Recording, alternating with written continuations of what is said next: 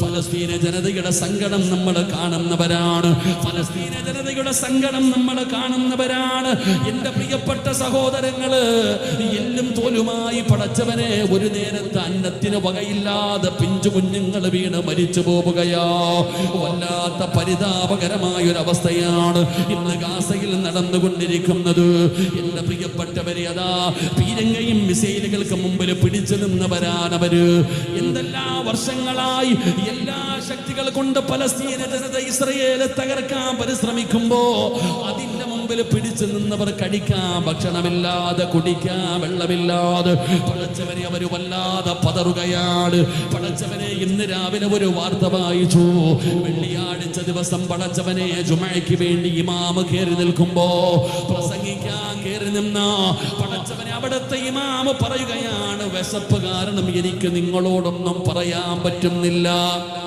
വിശപ്പ് കാരണം എനിക്ക് നിങ്ങളോട് പ്രസംഗിക്കാൻ പറ്റുന്നില്ല. ദാഹം കാരണം നിങ്ങൾക്കത് കേൾക്കാനും കഴിയുന്നില്ല. നമുക്ക് നമസ്കരിക്കാമെന്ന് പറഞ്ഞ് പൊട്ടിക്കരഞ്ഞുകൊണ്ട് നമസ്കരിക്കുന്ന വാർത്തകളാണ്. എന്റെ പ്രിയപ്പെട്ടവര്, അതാ ലോകം വല്ലാത്ത ഒരു കാഴ്ച കാണാൻ പോവുകയാണ്.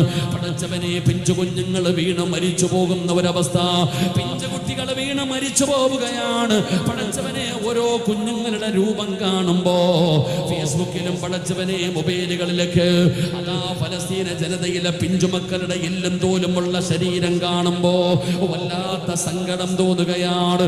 എന്റെ പ്രിയപ്പെട്ട സഹോദരാ, അതാണ് അവിടുന്ന് ലോകത്തോട് വിളിച്ചു പറഞ്ഞത്. അതാണ് അവിടുന്ന് ഒരു മനുഷ്യൻ ലോകത്തോട് വിളിച്ചു പറഞ്ഞത്.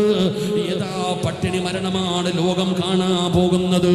ഇനി പട്ടിണി മരണം ലോകം ഇന്ന് വരെ കാണാത്ത പട്ടിണി മരണമാണ് ഗാസയിൽ ഇനി ലോകം കാണാൻ പോകുന്നതെന്ന് വിളിച്ചു പറയുമ്പോ അതാ ഉബൈദ എന്ന് പറയുന്ന മനുഷ്യൻ വിളിച്ചു പറയുകയാണ്, അല്ലാഹു ഒരിക്കലും നിങ്ങളെ കൈവിടൂല. അവിടെ മനുഷ്യൻ പറയുകയാണ്, ഈ ജനതയുടെ ഈ പ്രതിസന്ധിയിൽ തിരിഞ്ഞു നോക്കാത്ത ഒറ്റ മുസ്ലിമിനെയും അല്ലാഹു നിങ്ങളെ വെറുതെ വിടൂല.